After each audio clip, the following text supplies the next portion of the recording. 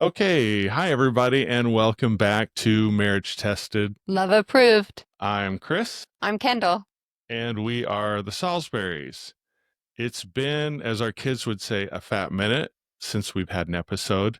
Lots going on in our lives. We knew this might happen, that we'd have some wrinkles, interruptions, some exciting travel that we had planned over a year ago. A lot of things went down, I guess you could say, over the last couple months. But we wanted to recap and get back into it and start this up again. So thank you for being patient with us and bearing with us as we figure this out. We've really enjoyed our podcast and sharing our story with all of you. But we also knew that with my health, there might be some hiccups or some breaks that we might need. So this has been on our mind, but we appreciate your patience as we've kind of needed to take a little break. But we're excited to kind of share kind of what's been going on in our life with you. So let's start with a real positive one first, and that was our trip to London. So our what we call him C3, so child number 3, CJ graduated high school this year.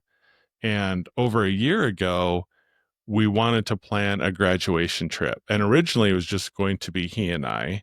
But then with this whole situation with your health, there was no way you were going to be left out of this. No, London is one of my favorite cities. So when we started talking about CJ wanting to go on a graduation trip, I said, I think I need to go with you guys. Especially once he decided London was the city he wanted to go to, then there was no way you were going to miss this. Absolutely. There it is. I love it. I had thrown at least one At least one, absolutely. absolutely. Yeah. But we also had to coordinate with our oncologist about chemo and your schedule there. And actually it worked out really, really well. So the four of us went. So Kendall and I and our two boys, CJ and Carter.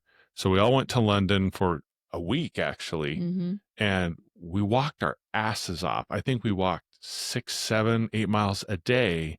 And honey, you kept up the whole time, which was incredible.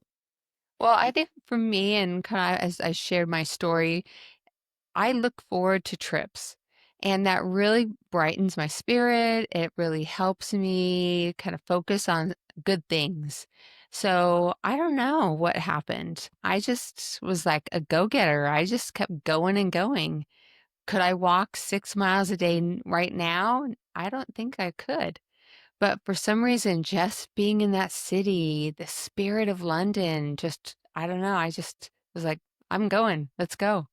So I would kept up with you guys. And we had a jam-packed schedule. We did just about everything you could really do. And for those of you that have not been to London before, it's one of our favorite cities in the world, but there is a lot of walking, even on the famous tube or the subway. Even when you just to get to it and then the different stations as you transfer, there's a lot of walking. And then we did a ton of sightseeing. We saw all the major uh, Tourist sites and museums. We went and saw The Lion King. I mean, we just did everything. Tried new foods. I mean, we just jam-packed everything that you could imagine. So we loved it. So I was going to ask you what some of your highlights were from that trip. Like what stood out? Well, the Borough Market was probably one of our favorites. We ended up going there 3 times. So if you go to London, that's definitely a stop. They have all kinds of foods there. And one of my favorites was the chocolate covered strawberries. I mean, they had Belgian chocolate just pouring over the strawberries. And there's a line. It's almost like a Disneyland ride. You walk through and you get your strawberries. And that definitely was a highlight for me.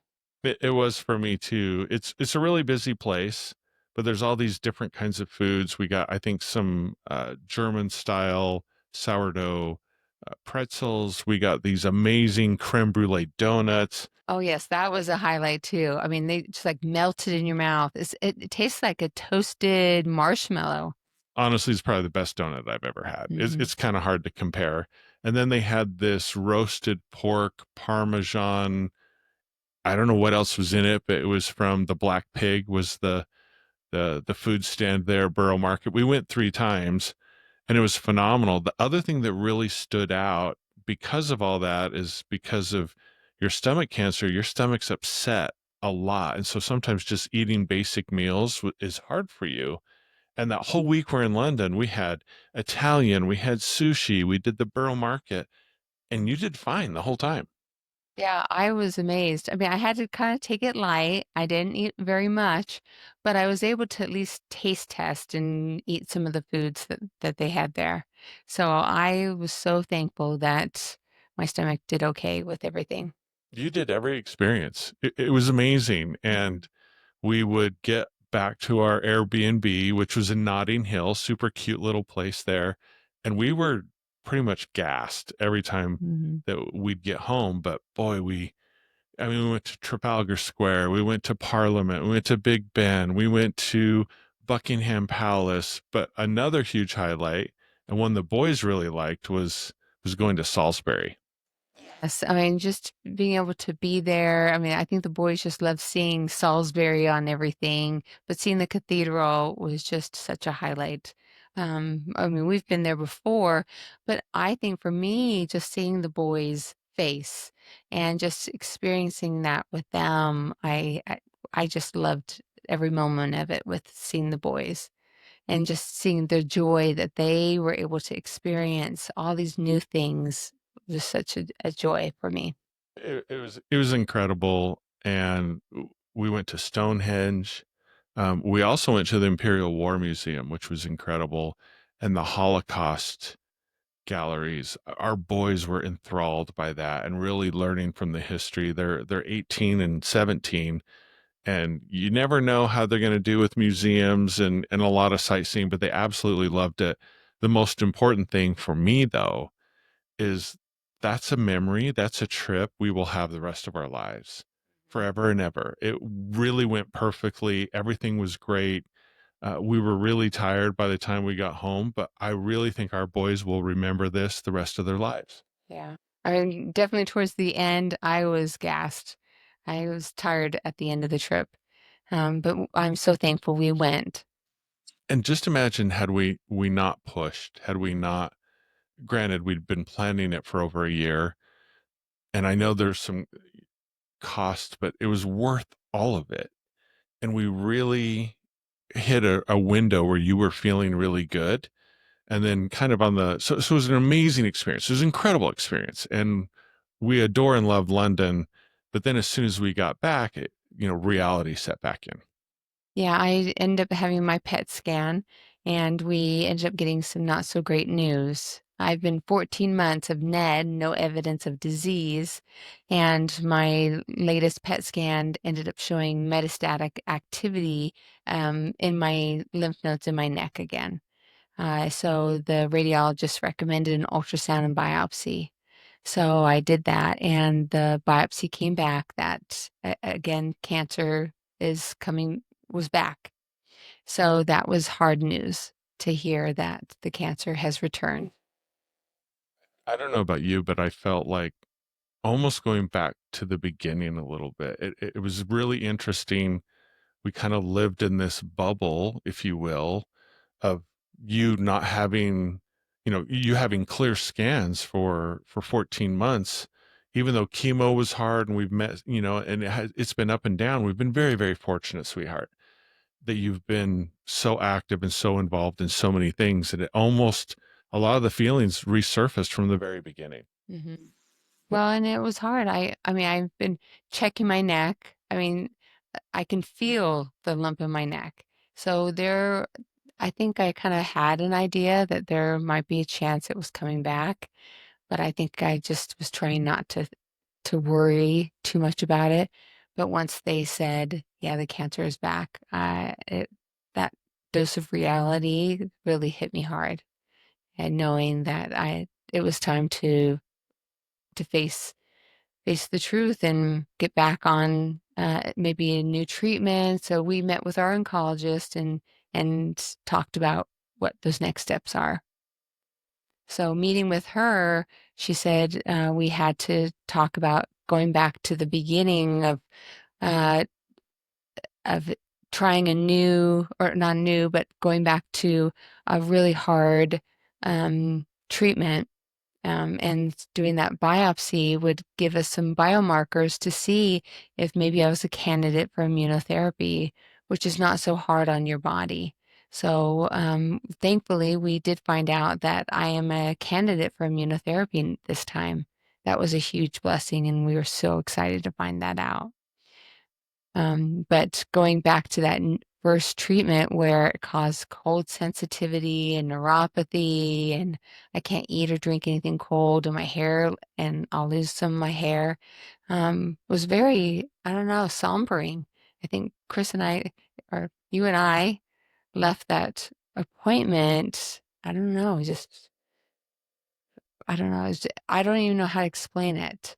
How we felt. It was just like maybe going back to the very beginning of 2023 of where we started and having to start again.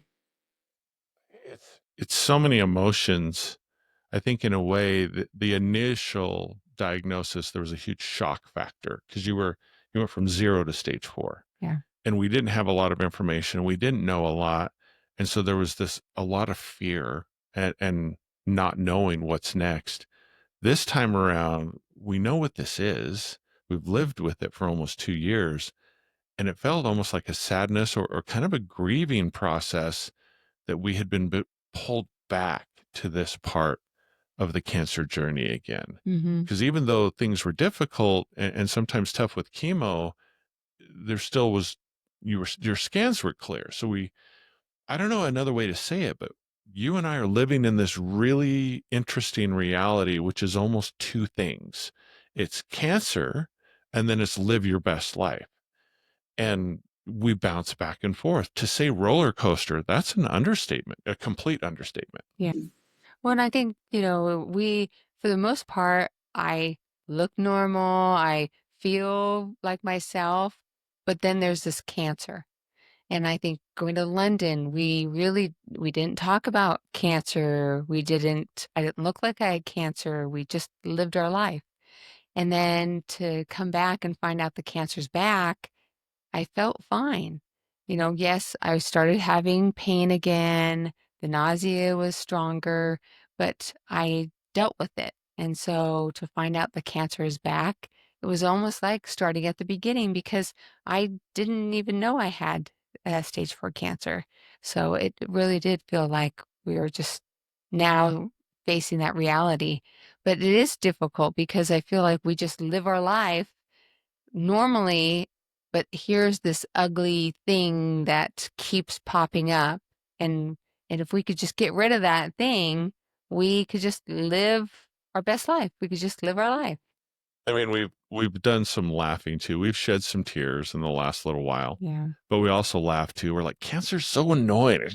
It's like so annoying. Just like get out of the way. And I guess one of the interesting parts of the London trip and then the news is we were on such a high, and we literally felt like this normal family of four, right? Normal meaning 6'6", 6'6", 6'5", Hmm. 5'11", these giants running around London, but we felt very normal and we were doing normal things and we were just normal people. Yeah. And then we got home Friday, and Monday you had your scan, and then there was this almost whiplash effect. I felt like I got kicked in the stomach, Hmm. and not to say it's like PTSD, but it's really intense feelings of going all the way back, Yeah. and then the not knowing. And we knew this day would come. We were hoping it'd be further away, but at the same time, and this is the craziest thing about cancer. It's this dual reality of living a good life, living the best you can, and then it comes back and punches you in the gut. And how do you navigate those emotions? And sometimes extreme. So one thing that we've noticed recently is the pain has really increased, and that's been really difficult for me. We're trying to figure out the cause of the pain, and at first we thought it was just a side effect of chemotherapy. But our last visit with the oncologist, she said, no, it's not the chemotherapy, it's the cancer. On my PET scan, it only showed that the activity was in my neck, but we know that I have lymph nodes all throughout my abdomen that are metastatic. according to the PET scan, they're all dormant or they're not active. But because I'm having such extreme, severe pain in my stomach, she thinks they're doing something. We just don't know what they're doing. And so that's been really difficult to live with severe pain. It's almost like to try to describe the pain is like someone stabbing me in the stomach with a knife and trying to, have you help me. Like sometimes when you try to say, "What can I do to help you?" There's nothing you can do to help me. And sometimes the boys will ask me, you know, what can I do to help you?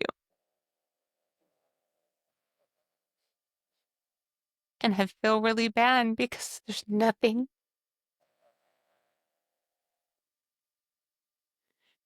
you guys can do.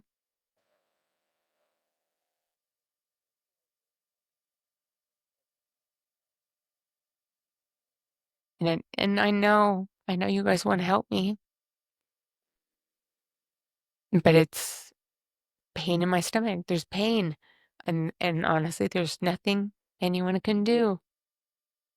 And I know you wish you could take that pain away. We've talked about how you thought it would be you dealing with health issues, but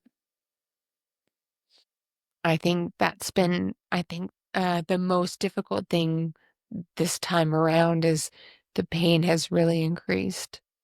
And I have pain medication that I've had to start taking now because the pain is so severe. Um, but just sharing uh, how difficult it has been. Uh, y- you've been just so amazing. You'll rub my legs or rub my back and just try to help any way you can. And same with the boys. They'll help around the house and get things that I need. But I think that's been more difficult is how how can anyone help me with the pain? And really, honestly, there's nothing. No one can help me with the pain. Probably the one of the shittiest parts of this whole experience is just watching you suffer. A- Hmm. a- And it's just suffering and feeling very helpless. Well, and I think that's part of why I'm upset or crying is I see the the helplessness in your face, and I see it in the boy's face and Taylor's face, just knowing that they feel helpless. They know they can't do anything. And so I appreciate the little things that you guys do to try to help me. But this is my journey. This is what I have to deal with. And I think you can correct me if but it seems like the pain is the most severe it's been. Yes. And the nausea is the most severe and Hmm. intense that it's been. Um, And you're usually really good at kind of pushing it, suppressing it, moving beyond it. But I know it's been really, really hard hmm. this time around. You've had to take more pain medication in order to stay ahead of it. But it's the worst part because I don't know what to do. None of us do.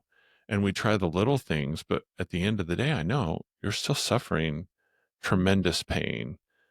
I guess if there's a silver lining, what makes the most sense is the cancer's causing the pain. So when you feel like this kind of pain, the cancer's active. Hopefully, if the pain will subside, that also means the cancer is subsiding and receding as well. That's our hope. Yeah. And that's our hope with this new treatment is that it will attack whatever the cancer is doing and that it will go away. So that's what we're watching. We're watching the lymph node in my neck with this new cancer treatment. And that was one positive my oncologist said is most people have cancer somewhere in their body and they can't feel it. So we are watching the lymph node in my neck. If it continues to grow, that lets us know that the chemo is not working. And another silver lining, and this is a real positive one, and we're going to ask for our friends and family to please throw us all your prayers, positive vibes, energy this direction, is that the cancer has mutated. So when you were first diagnosed, you were less than one on a scale of, I'm not sure what the number scale is, but you were not a candidate for immunotherapy. And now it jumped from less than one to 15, and you are a candidate for immunotherapy. And this is a big deal because what we're really hoping is this could open up a new option for treatment. Hopefully, this less toxic, but a more long term possibility, and hopefully a way off of chemo at some point. So, So if I can get back to NED or no evidence of disease, I could just stay on immunotherapy. Before, I was supposed to just stay on chemotherapy the rest of my life, which is very hard on my body. So this was a really good thing. So that's our hope. that's So maybe some a good good way. things. Yeah, that's a good way to wrap up. And Yeah. we actually were laughing a little bit at your last um, chemo, talking about your pain face. Like, I don't know if people remember the bitter beer face from, the beer commercials from years ago, where like the person would turn into an old man when they tasted really bad beer. But lately you've gone almost cross-eyed where you have this pain face, and we were laughing quite loudly at the cancer center. I don't know if it bothered other people, but sometimes you just have to laugh about it. But I'm really hopeful, sweetheart, that this immunotherapy possibility is going to be a big one, and you can continue to be our miracle, our star patient, as our doctor likes to call you, and continue to beat this thing. Yes. Yeah. Because we do find a lot of things that are good and joyful. And she does call me her miracle patient because she thought for sure I was going to stay negative for immunotherapy. And so she was amazed at those results. My blood work continues to look great. So I see good things ahead. So even though it does show that the cancer's back, I I feel very positive that this is going to work. And So I'm going to work on my pain face. So and we do find laughter and things. You have to. You really have to find laughter and even the small things. Because sometimes it is hard going to the cancer center. It's a very sad place and we need to find joy even in the small things. I struggle going every time. But the best part is you.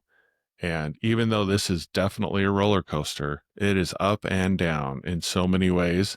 Honey, we're still on the ride. And for Mhm. that, I am so grateful, and so grateful that you can endure this and you're still on the ride with us. And we're going to still live our best life no matter what. That doesn't change.